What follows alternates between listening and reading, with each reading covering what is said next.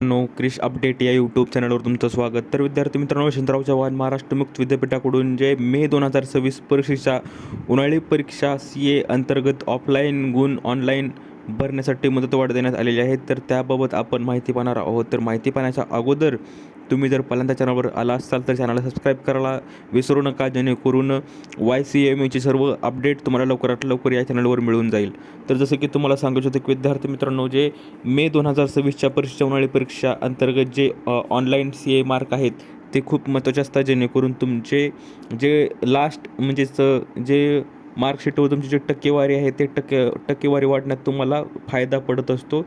आणि तुम्ही पाहू शकता त्यासाठी तुम्हाला जे मार्क आहेत ते जास्तीत जास्त कसे घ्यायचे आहेत हे तुम्हाला अपलोड करण्याची टायमिंग पण दिलेलं आहे. तर ऑनलाईन गृहपाठ CA जो दिलेला आहे, गृहपाठ वगळून ऑफलाईन CA मार्क एंट्री करणे 30 मे 2026 आणि सोबत CA UA यादीत नाव असलेल्या विद्यार्थ्यांचे गुण भरण्यासाठी परिशिष्ट यानंतर कोणत्याही परिस्थितीत परत मुदत वाढवण्यात येणार नाही याची नोंद घ्यावी. ज्या विद्यार्थ्यांचे गुण प्राप्त नसतील त्यांना AB करून गुण पब्लिश करावे. ज्या अभ्यास केंद्रांनी विद्यार्थ्यांचे गुण ऑनलाईन भरून पाठवले नाहीत त्यांचे CA गुण ॲबसेंट करून निकाल प्रसिद्ध केले जातील.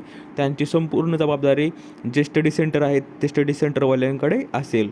तर विद्यार्थी मित्रांनो, आपण खाली पाहूया की जे अभ्यास केंद्र CA ऑफलाईन गुणांची नोंदणी मार्क एंट्री ऑनलाईन पद्धतीने गुण मुदतीत अपलोड करणार नाहीत त्यांना विद्यापीठ परीक्षा मंडळाचा जो निर्णय आहे ते दंड पेनल्टीनुसार ते शिक्षकांसाठी आहे, स्टडी सेंटरसाठी आहे. तर विद्यार्थी मित्रांनो, जर मार्क अपलोड केले नसतील तर तुम्हाला ॲबसेंट केले जातील आणि ह्या ॲबसेंटीमुळे तुम्ही फेल पण होऊ शकता. तर विद्यार्थी मित्रांनो, ची मिनिमम क्रायटेरिया काय आहे CA मार्कमध्ये तुम्हाला माहीत असेलच.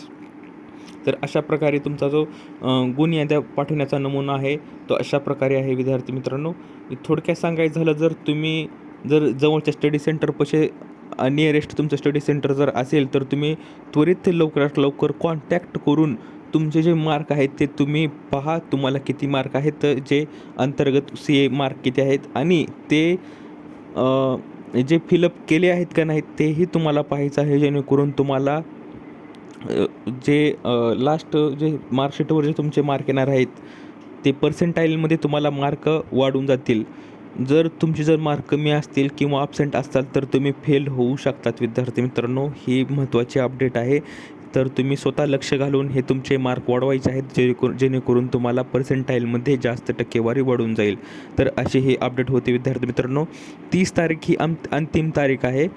तर तुम्ही लवकरात लवकर, ज्या विद्यार्थ्यांचे कमी गुण असतील तर तुम्ही अजून पण टाईम आहे, जेणेकरून तुमचे CA जे तुमचे प्रॅक्टिकल जे एक्झाम असतील, तुमचे जे होमवर्क दिलेलं असेल ते तुम्ही कंप्लीट फाईल तयार करून तुम्हाला स्टडी सेंटरला सबमिट करायचं आहे.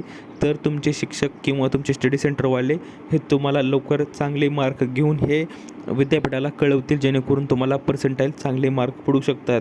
जर तुम्ही एकदा टाईम गेल्यानंतर पर्सेंटाईल कमी पडले तर पुन्हा हळहळ करण्याशिवाय तुमच्याकडे एकही